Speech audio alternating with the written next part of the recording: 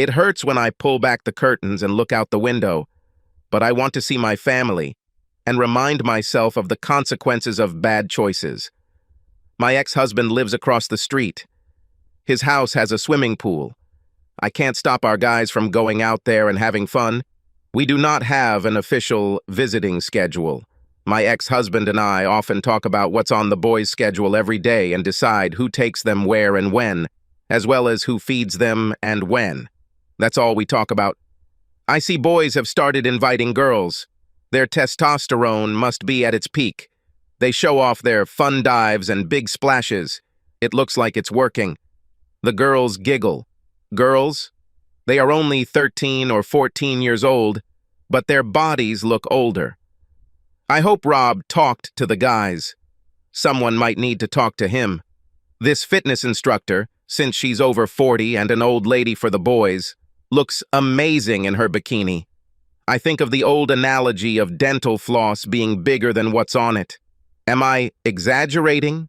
Maybe. Am I really jealous? Yes, damn it, I'm jealous. Technically, our children live with me since I have primary custody, but I don't have a pool. They usually sleep and eat here. Most of their clothes are here. The boys are used to living in the house opposite. We were family friends with the family that used to live there. They had a boy and a girl about the same age as our boys. The children practically lived in both houses. Misty and Carl James were close to becoming surrogate parents for our children. Many believe that Misty and Carl had 4 children. Looks like we've had a good life? Yes. So what went wrong? The answer is, I became a cheater. This is definitely not a statement of pride. It's just a fact. So I wasn't a cheater for very long, but long enough to ruin my life and hurt my family. It took many therapy sessions to understand what I did, and, more importantly, why I did it. Maybe this will help someone prevent them from suffering what happened to me and my family.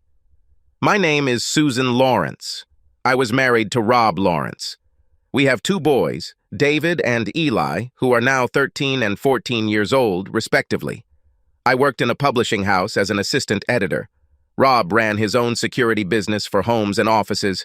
We were married for almost 20 years, although for the first 4 years, we only dated between business trips. He was a military deputy. We met on a blind date. I was attractive enough to date myself, but Amy needed someone for her boyfriend's friend. My friend Amy was dating an MP who was trying to convince his mate Rob to join. Although Amy and her boyfriend never got married, my friendship with Rob blossomed. Knowing that he was leaving for a long time, it was necessary to urgently decide on our relationship. We wanted to make a big decision one way or another before he left. We got married. Rob and I agreed on almost everything: politics, religion, children, and fidelity. The glow of marriage kept me from temptation while I was waiting, although I had several active suitors. Rob left again after his first 2-year stint due to a re-recruitment bonus. This greatly affected our ability to run a household. It was hard on our relationship, but we got through it. Shortly after Rob returned, we decided to have children. I worked for 4 years, and after being fired, he got a job at a security company. My firm was willing to let me work out of our home during the latter part of my pregnancy and the first few months afterward. Soon, we had 2 babies, a year apart. Life was good, not easy, but good. When the boys went to school, I started working more in the office. When the security company Rob worked for decided to sell its share to one of the nation's largest firms, Rob had the idea that he could run his own security business. His father gave him startup money. I was scared because of the financial risk, but I believed in my husband. His departure from work was amicable, and several of the guys told Rob to call them when his business got big enough to need more employees. We squeezed and sacrificed for about 5 years before the business really started to take off. Ironically, the impetus for the rise was increased interest in equipment that allowed people to spy on their allegedly cheating spouses. I continued to work. I liked it. I received good annual raises. The editorial business was strong because everyone seemed to have a book they had to write. I loved to read, and it was important to me that my opinion was valued. I managed to improve many books, although I rejected many. Now I have to come to the conclusion that this is when I began to develop an increased appreciation for who I was in relation to my husband. Neither Rob nor I expressed any serious complaints about our lives. Our friendship, shared housework, finances, parenting, and sex life were quite satisfactory. Since everything was going so well, we settled into a routine. I didn't understand how dangerous it could be. My problem with Rob came about very gradually. By the time we began to take each other for granted, my attitude became increasingly negative. Why am I the only one doing the dishes? How is it that he or the boys can choose where to eat? Why doesn't he ever say sweet things like he did when he was courting me? Why am I only recognized on my birthday, Mother's Day, Valentine's Day, and Christmas? Why do we always have sex the same way? These were some of the many ways I began to denigrate my marriage, but I asked my questions only to myself. I never brought this up with Rob. I thought that if he really loved me as much as I loved him, he would understand what was wrong. Why was it only up to me to solve our problems? My indignation grew. I became depressed, but continued to fulfill my role in the house. I had a routine that I began to perceive as a rut in which I was stuck. No one seemed to notice the change in me. For my own sake, I turned more and more to work. When I was happy with my home life, I didn't think much of the personal compliments I received at the office. Now, I sought them out and treasured them. I started dressing more provocatively. I called it more stylish when my husband noticed the change in my wardrobe. The comments, stares, and flirting in the office increased, and I loved it. They paid more attention to me. Then, I made a decision that turned my life upside down. Hal, my boss, and I were working on getting the book ready for publication. The deadline was almost impossible.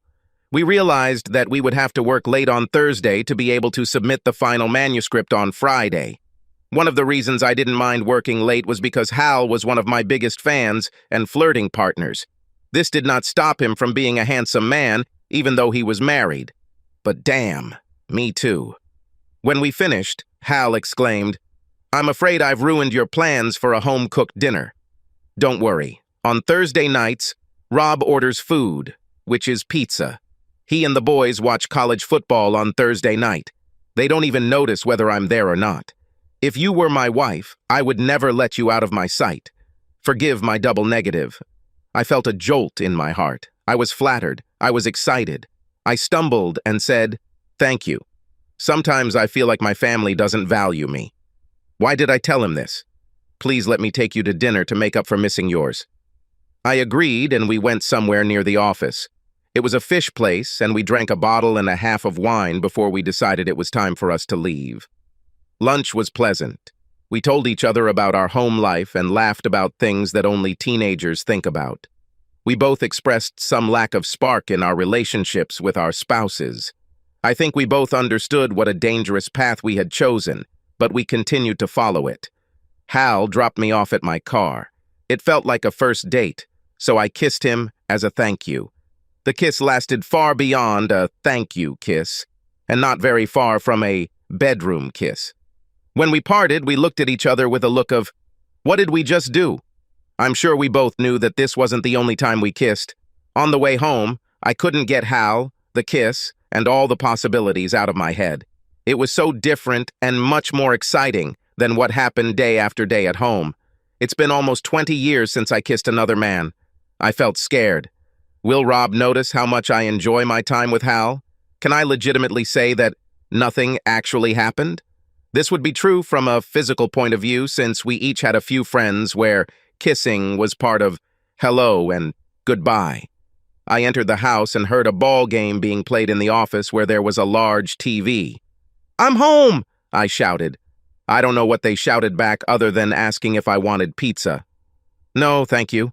I had a snack at a fast food cafe." Why did I lie about this? Looking back, I think this was the beginning of a psychological withdrawal that allowed me to view lying to my husband as more acceptable. I left the boys, including my husband, to play ball and went to bed. It was difficult to sleep, but the excitement of Hal's kiss had subsided. I was almost asleep when Rob literally flew into my bed. "Hey baby, the Wildcats won. What are my chances of scoring with you tonight?" My God! How old are you? I am working tomorrow. Now leave me alone. Rob said nothing, but left the bed in the bedroom. I was still angry at him for a few minutes, and then I felt guilty for being too rude. Guilt couldn't make me get up and go apologize. I made myself comfortable on the pillow, hoping to see Hal in my dreams. I had to understand that once you start down the path of deception, you inevitably change your behavior with loved ones who trust you. When I woke up a little late the next morning, I saw no sign that Rob had slept in our bed. I entered the guest room and saw that he had spent the night there. As I hurried downstairs to prepare breakfast for the boys, I saw them eating breakfast at the kitchen table. "Hello, Mom. Dad told me to let you sleep." He cooked us breakfast before leaving for work. I went for a cup of coffee. I needed to sleep after working late yesterday. I realized that I was trying to justify the time spent away from home, although no one asked me about it. I felt like both the prosecutor and defense attorney were fighting in my head. Soon the boys were out the door to wait for the bus. I finished getting ready for work. I deliberately chose one of my older, more conservative outfits. I guess I was trying to make amends for how I've been soliciting extramarital attention from Hal lately. I felt like I had to hide what I had done. A less sexy dress will help. I avoided Hal until my meeting with the senior editor at 11 wo. Hal and I presented the manuscript we finished last night. The editor had several questions. Our meeting continued into the lunch hour, so it was only natural for Hal and I to go to lunch together. I think I knew what was going to happen when Hal chose the restaurant at the Golden Tree Hotel, one of the best restaurants in town. We broke a company rule and drank wine with our meal. For the first hour, we talked mostly about business. When it was time to head back to our office, Hal said we probably shouldn't come back with wine on our breath. With my consent, he called the office and said that we would not be returning today. After the call, I asked, "So, what are we going to do with the rest of the day?" Having a conservative dress did not stop the cheater inside from coming out. Is wine to blame for everything? Why don't we continue what we started last night in one of the rooms? This was the moment of truth. I felt like I was floating outside my body as I watched the promiscuous woman in my place say, "Okay." My out-of-body self realized that I had just agreed to commit adultery, and I did it. It was exciting primarily because it was a different person. I was in seventh heaven, and he seemed pleased too, but with every step I felt more and more guilty. He noticed this, so I lied about how wonderful it was. He asked if we would continue to do this on an ongoing basis. I told him that would be amazing, but I couldn't risk getting caught. I said that we should just leave it as a one-time fantasy, and that it would never happen again. He was disappointed, but agreed. I'm sure he hoped to change my mind later. Perhaps he was right. I wasn't sure about this myself. When we got out of the elevator, I was sure that everyone was looking at me and everyone knew what we had done. I hurried to his car and with great relief made it to mine, parked at work. That's when the flood began. I cried and sobbed because of my carelessness. I betrayed my husband. I was risking my marriage. I put my family's future at risk, and all for the sake of some mediocre sex with another man. After crying, I went home. I didn't know what to do. I arrived home earlier than usual and took care of household chores. I needed something, anything, to take my mind off what I had done. I had to keep Rob in the dark. I had to save my marriage. I need to pretend nothing happened. But I was only deceiving myself. As soon as I saw Rob come in, I burst into tears. "Seuss, what's the matter? What's happened? Are the boys okay?" Between sobs, I blurted out, "I'm the one who got into trouble. Have you lost your job? Got into an accident? Now, I'm sure this is something we can figure out together. It can't be that bad." "Oh yes, maybe. Rob, I slept with another man. When I reached out to Rob for a hug, he backed away." "You... what?" "I had sex with another man. I do not love him. I love only you. Please forgive me. This will never happen again. This shouldn't have happened the first time. Or is this not the first time? This was the first, only, and last time. I promise. I promise. I remember you promised this at our wedding. Sorry, your promises don't mean anything anymore." His neck was red from hives which only appeared during times of extreme stress. I need to get out of here for a while. Do not call me. Please do not leave me. I'll just die. If I stay, you might die. Rob headed towards the door. His words sent a chill down my spine. His experience and skills can be used for murder. Physically, it would be easy for him. I fed the boys and let them cross the street and swim with their friends. I didn't even bother calling Carl and Misty. Our children had a standing invitation to both houses. I used this time to figure out how to convince Rob not to divorce me. When the boys got home and Rob still hadn't returned, I told the guys that he had been called to work security out of town and might not come back that evening. They accepted my words and went to bed. They stayed up playing video games since there was no school tomorrow. I lay awake playing games in my head like, what should I do if I become a single mother? And will Rob want to get even or take revenge? And will he try to do something to Hal? Oh, damn.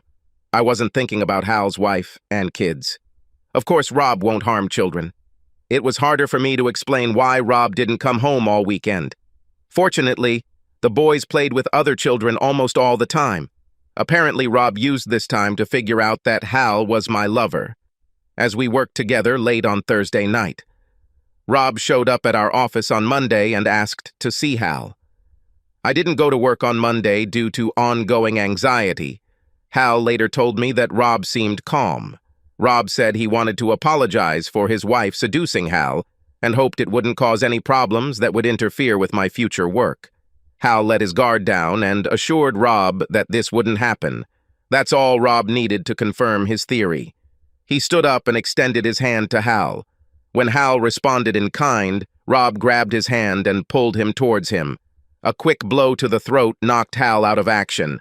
While Hal was gasping for breath, Rob walked around the table and kicked him in the balls, making it hard for Hal to breathe. Several more blows followed before Rob stopped. He told Hal that he didn't care whether he called the police or not. He'll tell Hal's wife about our affair and let her listen to the conversation he just recorded. Rob pointed out that after Hal's wife divorced him and Rob divorced me, Hal and I could fuck as much as we wanted. Rob was at Hal's house when he called his wife from the hospital. He had hoped to prepare his wife first, but Rob had already done that. She told Hal not to worry about returning home. The police picked up Rob at Hal's house and he offered no resistance. He went to jail on charges of aggravated assault. I visited Rob in jail and offered to post his bail. He refused, saying that it was time for each of us to learn to take care of ourselves. I asked him, "What about the boys?" He replied, "You should have thought about this before you decided to cheat. I had to live with it while I was growing up. It won't be easy for them, but I managed. Don't worry, they have the strength to do it." This was a part of Rob's home life that I knew nothing about before. Rob pleaded guilty. He tried to stop his public defender from using Hal and I's infidelity as a mitigating factor. He didn't mind prison. He received 18 months but served only 6. It's been a tough 6 months for me and the boys. I almost never saw them because they knew that I cheated on their father. And they always had a house across the street. I didn't file for divorce because I didn't want to get a divorce. When Rob returned from prison, we didn't talk about my cheating or the reasons why I cheated with Hal. Instead, we talked about what was best for boys. I was pleasantly surprised that he agreed to stay in the house for the boys. He will stay in his den, sleep on the sofa bed, and use the downstairs bathroom. I didn't even dare ask if we could have sex life again. I knew the answer.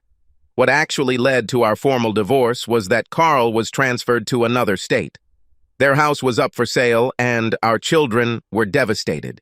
This seemed to stress the boys out more than the problems Rob and I were having.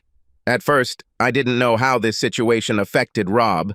The first sign of his decision was that he filed for divorce and served me in my office. At this time, Hal was in the midst of divorce proceedings with his wife. I didn't receive any warning from Rob. The Patitian mentioned adultery, although the issue was only relevant in a divorce to resolve custody issues. He just wanted to put everything in its place. I wasn't that upset. My adultery was a fact. His next move was revealed when the for sale sign was removed from Carl and Misty's house. I walked over hoping that this meant they would stay. That's when I found out they had sold the house to Rob. I understood everything. It was the perfect solution for Rob. He will see his boys as often as he and they want until I object or sell our house and move.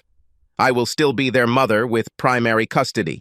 He was willing to help me with alimony and child support, plus support for household expenses. Allowing me to see him and the boys so often in his house was his revenge on me. Clever man. Until he gets married again, I decided to let him know that I am not dating anyone. I will continue to be flexible with boys. I won't put pressure on him. Recently, he agreed to have lunch with us sometimes. I know part of the reason is that he's a loosey cook. I pray that one of the reasons is a desire to return to the old days. Our dinners have begun to resemble old family gatherings, so I have hope. Objectively, some people would say that. I have nothing to complain about. Even though I was a cheating wife, I got the house, child support, and primary custody of the children. Several women advised him to be more lenient since it was just one mistake of mine. Some told me that I should have resisted when he asked for more time with his boys than I was legally obligated to give him. I told these advisors to go to hell. Basically, they were trying to convince me to be a bitch. I'm a cheater, not a bitch. Subscribe to our channel so that your second chaff doesn't cheat on you, and go ahead and listen to the next story, because this story is nothing compared to the next one. If you're under 18, don't even think about listening to the next one.